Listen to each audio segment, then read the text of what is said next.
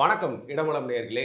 தொடர்ந்து நம்ம அரசியலும் செய்திகளையும் பார்த்தீங்கன்னா, ஒரு விவாதம் அப்படிங்கிற வடிவில மட்டும் இல்லாம, நகைச்சுவையாவும் தொகுத்து வழங்கிட்டு இருக்கோம். நம்ம கிஷோர் அவர்களோட பதில் நான் சொல்லிட்டு இருக்காரு. பட் எல்லா நாளும் அதே மாரி நம்ம பேச முடியாது. ஏன்னா சில விஷயங்கள் அப்படிங்கிறது ரொம்ப வேதனையாவும், ஏத்துக்கொள்ளவே முடியாத லெவல்ல இருக்கிறப்போ அதை குறித்த உண்மைகள், ஆளுங்கட்சி செய்த குறைகள், தவறுகள் அப்படிங்கிற மாரி பார்த்தீங்கன்னா, இன்னைக்கு 2 விஷயங்கள பத்தி பேசப் போறோம். அதுல முதல் விவசாயிகள் பாதிக்கப்படுறத தமிழக அரசாங்கம் எப்படி ஹேண்டில் பண்றது அப்படிங்கிறது மட்டும் இல்லாம, சென்னையில இருக்க கூவத்த வச்சே பார்த்தீங்கன்னா, 3 தலைமுறைகளா அரசியல்வாதிகள் எப்படி ஏமாத்திட்டு இருக்காங்க தமிழக மக்கள். அதன் மூலியமா ஏற்பட்ட விளைவுகள் என்ன, பாதிப்புகள் என்ன அப்படிங்கிறத குறித்து கேள்விகள் கிஷோர் அவர்ட்ட கேட்கப் போறேன். வணக்கம். வணக்கம். முதல்ல அந்த நகைச்சுவை தாங்க. அதாவது நகைச்சுவையா நம்ம வழங்குறோம் அப்படின்னு நீங்க சொல்றீங்க இல்லையா? இது ஆட்சியே ஒரு ஒரு ஒரு கேலி கூத்து தானே. இது ஒரு கோமாளிகளுடைய ஆட்சியா தான் இது இருக்கு. ஒரு தலைமை கோமாளி, அதுக்கு ஒரு துணை கோமாளி, இவங்க ஒரு ஆட்சி நடத்திக்கிட்டு இருக்காங்க. சரியா? இந்த கேலி கூத்த நகைச்சுவையா தான் பார்க்க முடியும். ஏன்னா 5 வருஷத்துக்கு நம்ம இவங்களுக்கு நம்ம பாத்தியம் பண்ணி குடுத்துட்டோம். அப்படின்னும் பொழுது 5 ஆண்டுகள் இப்படித்தான் நம்ம கடத்தி ஆகணும். வேற என்ன வழி? இல்ல எத ஏத்துக்க முடியல அப்படின்னா, இப்ப சிட்டில பொறந்து வளர்ந்தவங்க அப்படிங்கிறதுக்கு நம்மளுக்கே ஒரு இம்பாக்ட் இருக்கு அப்படின்னா, கிராமத்துல இருக்கவங்களுக்கு விவசாயம் பண்ணிட்டு இருக்க குடும்பத்தை சேர்ந்தவங்களுக்குலாம், அந்த நெல் மூட்டைகள்ல இருந்து பயிர் விளையறத பார்த்தா ரொம்ப கஷ்டமா இருக்கும். இல்லையா? அதுதாங்க. இவங்க சொல்றாங்களே திராவிட மாடல் ஆட்சியில் வளர்ச்சின்ட்டு, வளர்ந்தது ஒண்ணே ஒண்ணு தான். நெல் மூட்டையிலேருந்து முனைகள் வளர்ந்தது தான் இவர்கள் காட்டக்கூடிய வளர்ச்சி. சரியா? இதில என்னன்னா, இதில நீங்க கிராமங்கள் அப்படின்னு சொல்றீங்க. இது நகரங்கள், கிராமங்கள் அப்படின்றது அஃப்கோர்ஸ் நீங்க இம்பாக்ட் நீங்க பார்த்திருக்கோம். சொன்ன 2 விஷயம் இருக்கு. ஒண்ணு கூவத்த பத்தி நீங்க பேசுனீங்க. அது நகரத்துல இருக்கக்கூடியது. இப்ப கிராமங்கள்னா இந்த விஷயத்துல இதுல என்ன ரொம்ப வருத்தமான விஷயம்னா, மழை வரலனாலும் பிரச்சனை அவங்களுக்கு. விவசாயிகளுக்கு. மழை வந்தாலும் பிரச்சனை.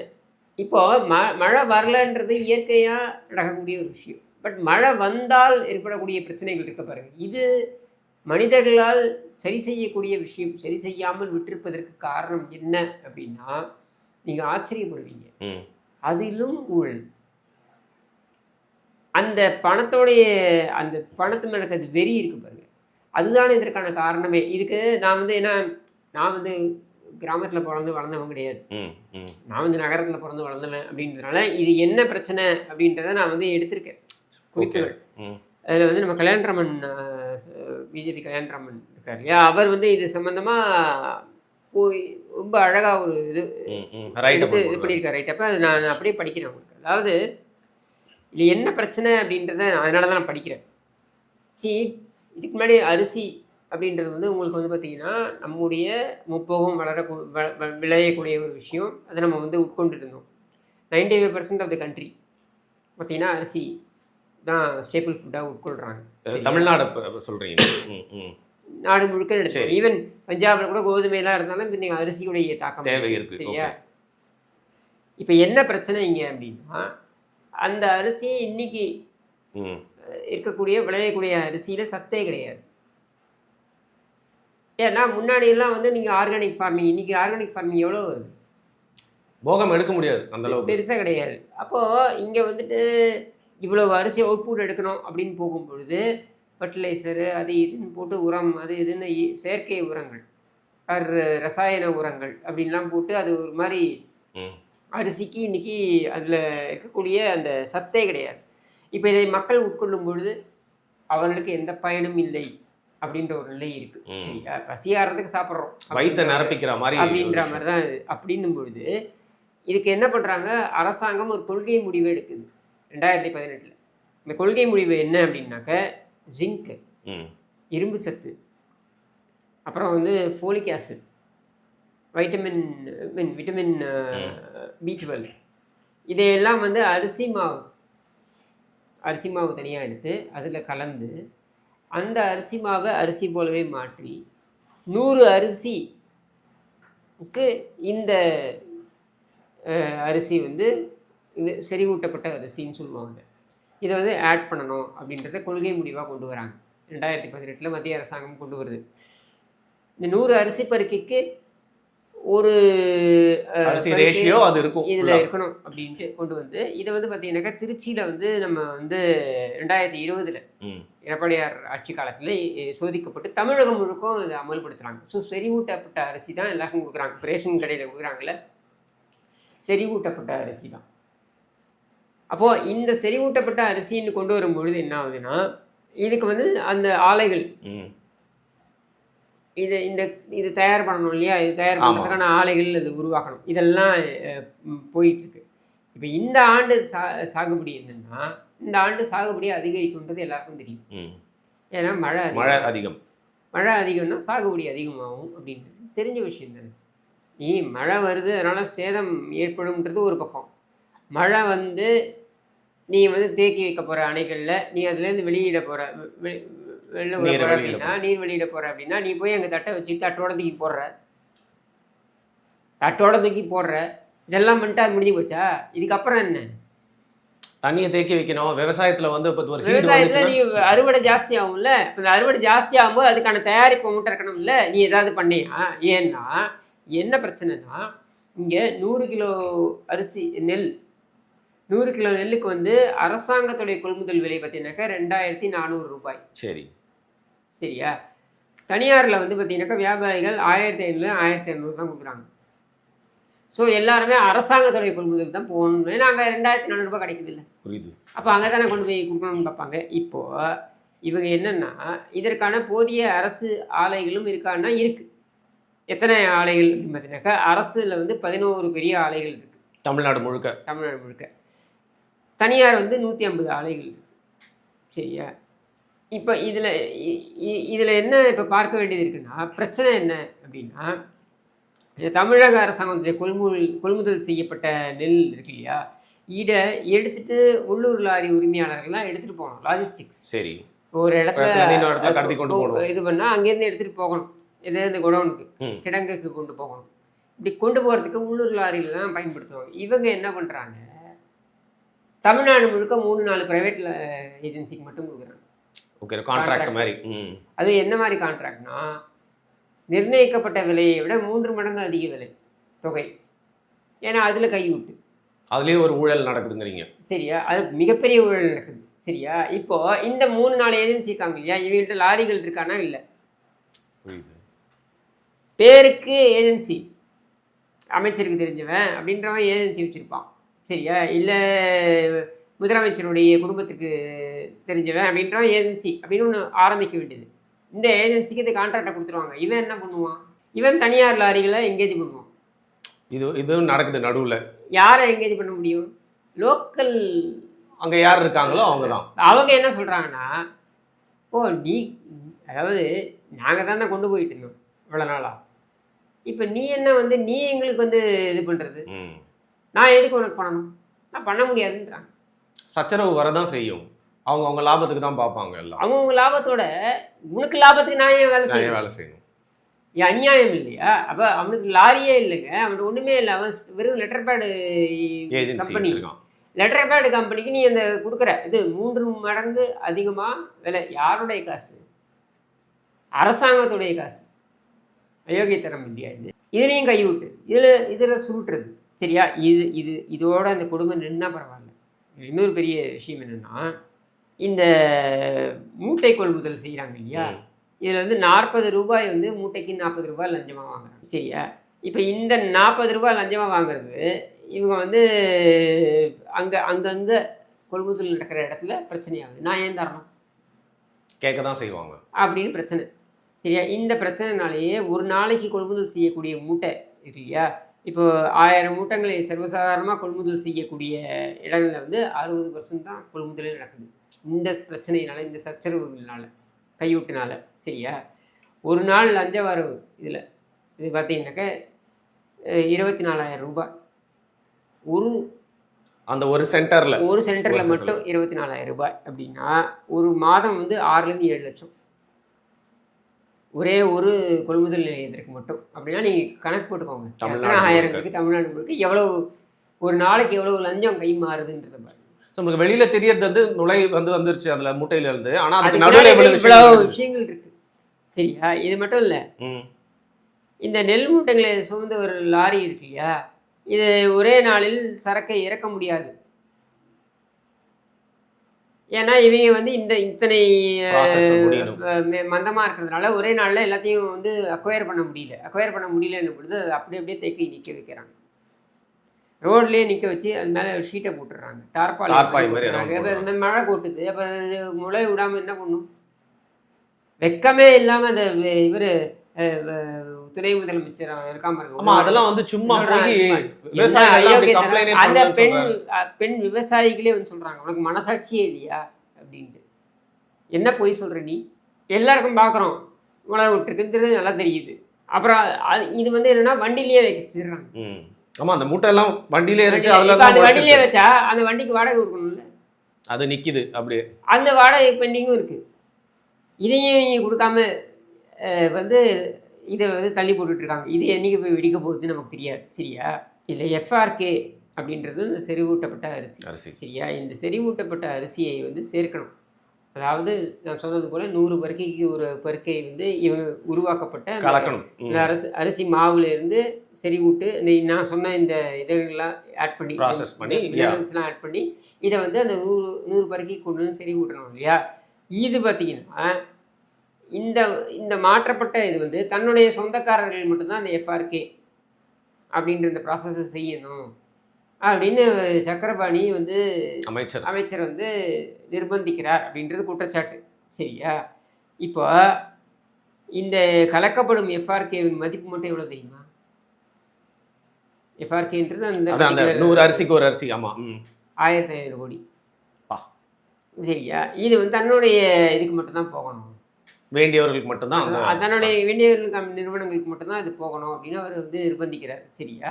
இதில் இந்த எஃப்ஆர்கே இருக்குது பாருங்கள், இது தரமாக இருக்கணும் அப்படின்னு சொல்லிட்டு இதுக்கு ஒரு விலை நிர்ணயம் மத்திய அரசாங்கம் கொடுக்குது, தொகையும் அவங்க தான் கொடுக்கும். இந்த விலை நிர்ணயத்தையும் பார்த்தீங்கன்னாக்க தரம் இல்லாத ஒன்றுத்தை இந்த அமைச்சர் உடைய சொந்தக்காரங்களை வச்சு இவர் தான் தயாரிப்பேன் அந்த ஊழல் அதை பண்றாங்கன்னா அரிசி எந்த லெவல்ல இருக்கும்.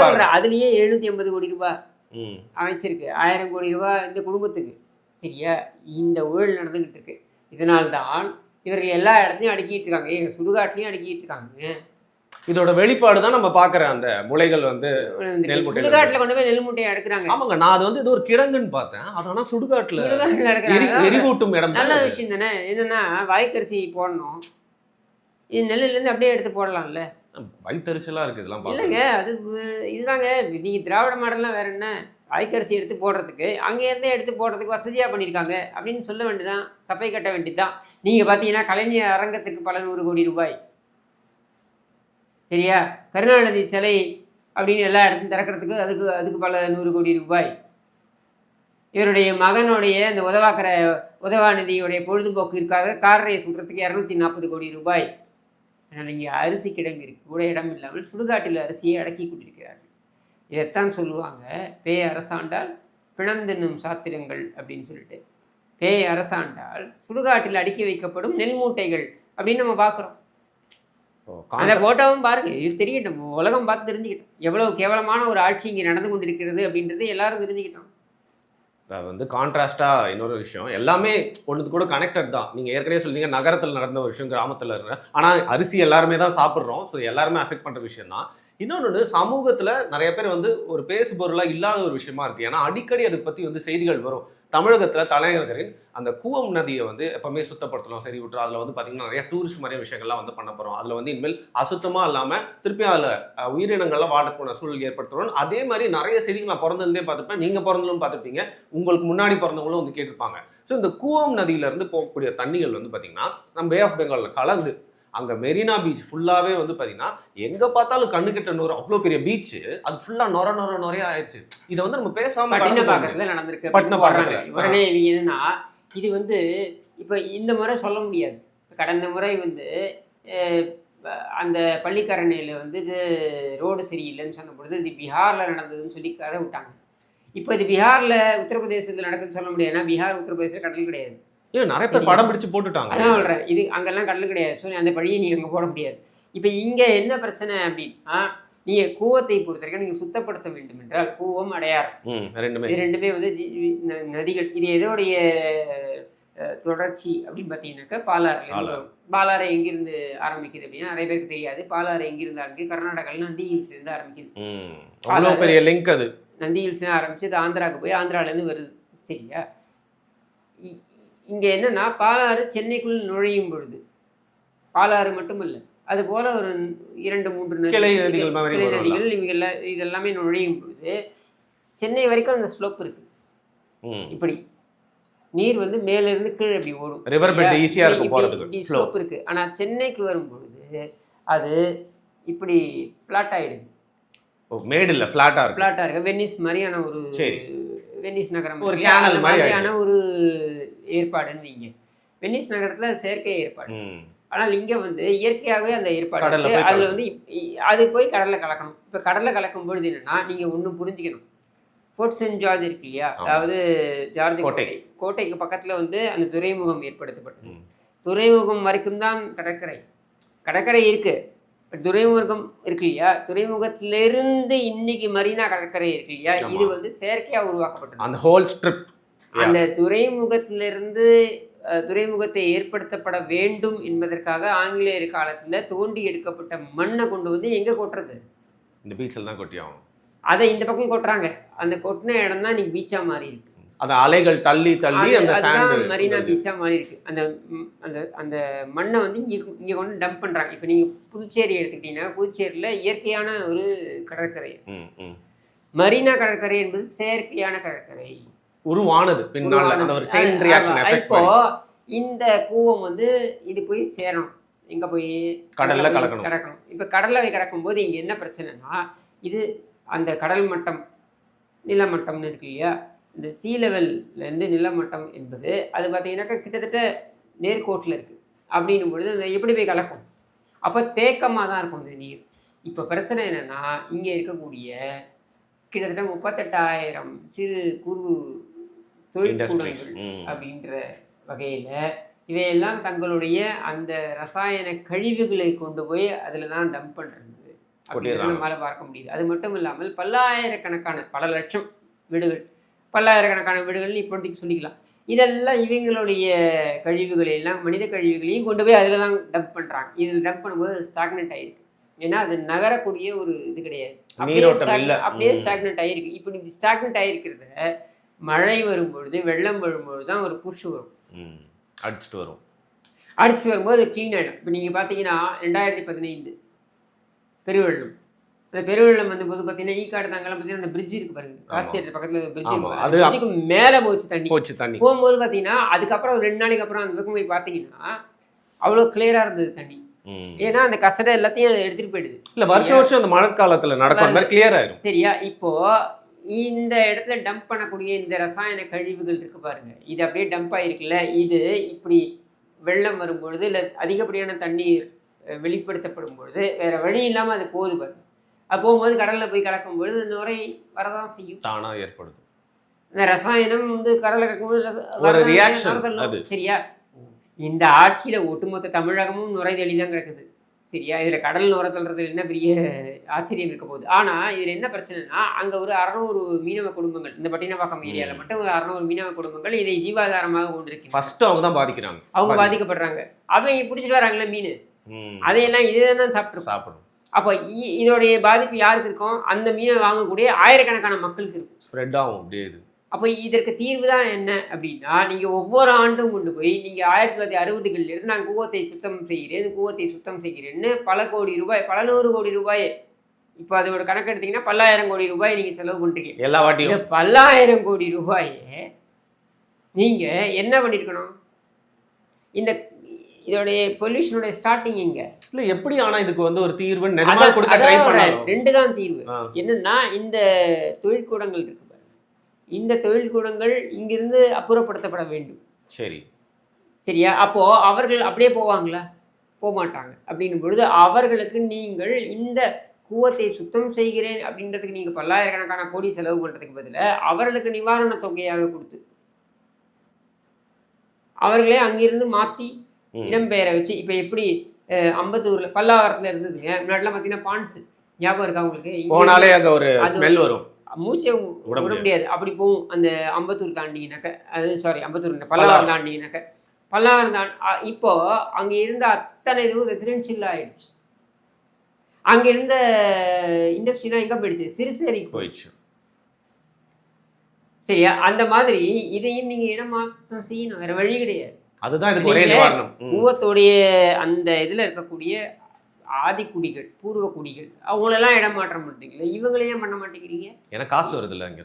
இந்த இண்டஸ்ட்ரியெலாம் நீங்கள் நிறுத்தணும்ல.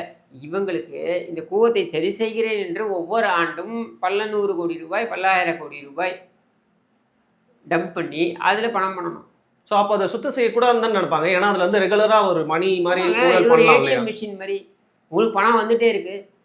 நீ எதுக்கு சுத்தம் பண்ண போற? அப்போ கூவத்தை சுத்தம் செய்கிறேன் அப்படின்றது ஒரு நாடகம். என்னன்னா அந்த பக்கம் ஒரு 4 மரத்தை நடு, அந்த பக்கம் ஒரு பார்க் மாதிரி ஒன்று கிரியேட் பண்ணு, பாருங்க சுத்தம் பண்ணிட்டேன் பாருங்க அப்படின்ட்டு. எப்படி அங்கே உட்கார முடியுமா மனுஷன்? கொசு நாத்தம் எல்லாமே ஐயா அப்படியே அடிச்சுட்டு அலாலையாக வருங்க. ஒன்றும் இல்லை. நான் இந்த செங்கல்பட்டு சப்ஜெக்டில் இருக்கேன். இந்த பக்கம் இப்படி என்னுடைய செல் இருக்குன்னா இந்த செல்லேருந்து இப்படி அதெல்லாம் என்ன குதிரை ஸ்டேபிள் தானே. அதுதான் அப்படியே பிரிட்டிஷ் காலத்தில் குதிரை ஸ்டேபிள் இருந்தது. நீங்கள் சிறையாக மாற்றிருக்காங்க செங்கல்பட்டு சப்ஜெக்டில் பொறுத்த வரைக்கும். அதுலேருந்து 3 அடியில் பார்த்தீங்கன்னாக்கா அப்படி சாக்கடை வரும். அந்த சாக்கடையிலேருந்து வரக்கூடிய கொசு எவ்வளோ தெரியுமா? அப்படியே அப்படியே அலாலையாக வருங்க கொசு நைட்டானா. அது பெரிய ஹைட் இருக்கும். அந்த சிறையோடைய அந்த ஸ்டேபிள் வந்து பெரிய ஹைட் இருக்கும். அது செல்லு மேலே ஒரு சின்ன ஒரு டேபிள் ஃபேனை வந்து அங்கே மேலே ஒரு சீலிங் ஃபேனாக மாட்டியிருப்பாங்க. அந்த ஃபேன்லேருந்து என்ன வரும் நமக்கு? ஜன்னலும் கிடையாது, ஒன்றும் கிடையாது. அதுக்குள்ளேயே ஒரு டாய்லெட் இருக்கும். டாய்லெட்லேருந்து கொசு வரும். சரியா? அதுக்குள்ளே தான் நம்ம இருந்தால் அப்போ அந்த இடத்துலையும் நம்ம எவ்வளோ கஷ்டப்படுறோம். நீங்கள் கூவக்கரையில் இருக்கக்கூடிய நபர்கள்னு யோசிச்சு பாருங்கள். நினைச்சே பார்க்க முடியல. இது எப்படி நீங்கள் சுத்தம் செய்வீங்க? இதனால் ஏற்படக்கூடிய அந்த மருத்துவ பாதிப்புகள் எத்தனை, சுகாதார பிரச்சனைகள் எத்தனை? அப்போ இதையெல்லாம் நீங்கள் சும்மா கூவத்தை சுத்தம் செய்கிறோம், ஒவ்வொரு பட்ஜெட்லேயும் இத்தனை 100 கோடி ரூபாய் அப்படின்னு அலோகேட் பண்ணி நாடகம் ஆடுறது எதற்காக? பிரச்சனையை தெரிஞ்சுட்டு தான் நீங்கள் இதை பண்ணணும். அப்போ இத்தனை தொழிற்கூடங்கள் வந்து இத்தனை கழிவுகளை கொண்டு போய் அதில் கொட்டுறாங்களே, இதை நிறுத்தாமல் நீங்கள் எப்படி சுத்தம் பண்ணுவீங்க?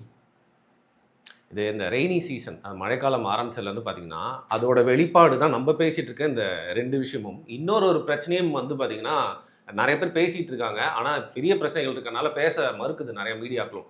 நிறைய ஸ்ட்ரீட்ஸ் வந்து பார்த்தீங்கன்னா பொதுவாக சொல்லுவாங்க பணம் படைத்தவர்கள் செல்வந்தர்கள் வாழக்கூடிய இடத்தெல்லாம் வந்து நல்லா போட்டிருப்பாங்க ரோடுன்னு சொல்லிட்டு. ஆனால் இந்த வருஷம் ஒரு எக்ஸப்ஷனலாக பார்த்தீங்கன்னா அங்கே இருக்கிற ஸ்ட்ரீட்ஸ்லாம் கூட ஒரு பெரிய பாட் ஹோல்ஸாக தண்ணீர் தேங்கக்கூடிய நிலைமையில ஃபுல்லாக சேதம் அடைஞ்சு தான் இருக்கு. ஆமாங்க. நீங்கள் 4.5 ஆண்டுகளாக நீங்கள் என்ன பண்ணியிருக்கீங்க? 4.5 ஆண்டுகளாக நீரே நிற்கவில்லை அப்படின்றத வந்து நீங்கள் வந்து பிரச்சாரமாக கொண்டு போகிறதுக்கு தான் நீங்கள் கவனத்தை செலுத்திருக்கீங்களே தவிர ஏன் அது நடக்குதுன்னு நீங்கள் பார்க்கலையே. மெயின் ஜிஎஸ்டி ரோட்ல குரோம்பேட்ல வந்து நீங்க பாத்தீங்கன்னா எவ்வளவு பெரிய இப்போ இங்கேருந்து வலசரவாக்கம் போங்க. இந்த நம்ம இருக்கிற இடம் அசோக் நகர்லேருந்து வலசரவாக்கம் போங்க. எத்தனை குண்டும் குழியுமா இருக்க இந்த சாலைகள் அவ்வளோ மோசமாக இருக்குங்க. அவன் போடுற சாலையே பார்த்தீங்கன்னா இன்னைக்கு காலையில் ஒருத்தர் ஃபோன் பண்ணி கேட்குறாரு, எங்க நாங்கள் வீட்டிலேருந்து வெளில கிளம்புறோம், சரி ஹெல்மெட் மாட்டிட்டு கிளம்பாமல் ஹெல்மெட் மாட்டாமல் கிளம்பிட்டோம்னா வீட்டிலேருந்து ஒரு 2 மீட்டர் தள்ளி போனால் கூட போலீஸ் பிடிச்சி ஃபைன் போடுறான். அதே சாலையில் குண்டும் குழியுமா இருக்கிறதுனால நாங்கள் எத்தனையோ வாட்டி கீழே விழுந்து அடிபட்டுருக்கு, சில பேர் உயிர் போயிருக்கு. இதுக்கு யார் மேலே நீங்கள் ஃபைன் போடுறீங்க? இதுக்கு யாரை நீங்கள் கேள்வி கேட்குறீங்க? அண்ட் கன்ஜெஷனும் ஏற்படுது, சீக்கிரமாக போக முடியல வாகனங்களால். அதை கூட விட்டுருங்க, நிறைய வாகனங்கள் இருக்குது, டிராஃபிக் ஜாம் ஏற்படுதுன்னு கூட வச்சுக்குவோம். ஆனால் ஒரு பள்ளத்தில் இறங்கி நமக்கு கடந்த ஆண்டு பார்த்தோமேங்க, அம்பத்தூர் பக்கத்தில் ஒரு ஹஸ்பண்ட் அண்ட் ஒய்ஃப் ஹஸ்பண்ட் கண் முன்னாடியே ஒய்ஃப் பின்னாடி வந்திருக்காங்க. இப்படி ஜர்க்காகி அந்த பள்ளத்தில் இறங்கி ஏறதில் ஒய்ஃப் முன்னாடி வந்து விழுந்து இறந்து போகிறாங்க. நம்ம பார்க்குறோம். சரியா? இப்போ இதுக்கெல்லாம் யார் பொறுப்பேற்றுக்கிறது? இதெல்லாம் என்னென்னா நம்மளுடைய பேசிக் ப்ராப்ளமே. இது ஊழல் முழுக்க இறங்கி போயிருக்கு. இதை ஒன்றுமே நீங்கள் மாற்ற முடியாது. இல்லை, இன்றைக்கி வந்து 2 விஷயங்களில் எல்லாருக்குமே வெளியில் என்ன செய்தி காமிச்சாங்களோ அதான் தெரிஞ்சுது. அதற்கு பின்னாடி நடக்கக்கூடிய நிறைய விஷயங்களை வந்து சொல்லியிருக்கீங்க. அதாவது தப்பே நடக்கலைன்னு சொல்கிறதுக்கு அரசாங்கம் ஏகப்பட்ட கோடிகள் செலவு பண்ணுது. இவங்க தான் தப்பு பண்ணுறாங்கன்னு சொல்கிறதுக்கு எதிர் தப்பு ஏகப்பட்ட செலவு பண்ணுது. ஆனால் ஏன் தப்பு நடக்குதுன்றது யோசிப்பதற்கு இங்கே ஆள் இல்லை அப்படின்றது தான் நம்ம பார்க்கணும். இல்லை, அதுதான் நிறைய இன்சைட்ஸாக வந்து இந்த வீடியோ மூலியமாக மக்களுக்கு போய் சேர்ந்துருக்கோம் அப்படின்னு நினைக்கிறேன். ரொம்ப ஒரு முக்கியமான உபயோகமான ஒரு காணொலியாக இருந்துச்சு. மிக்க நன்றி உங்களோட பதில்.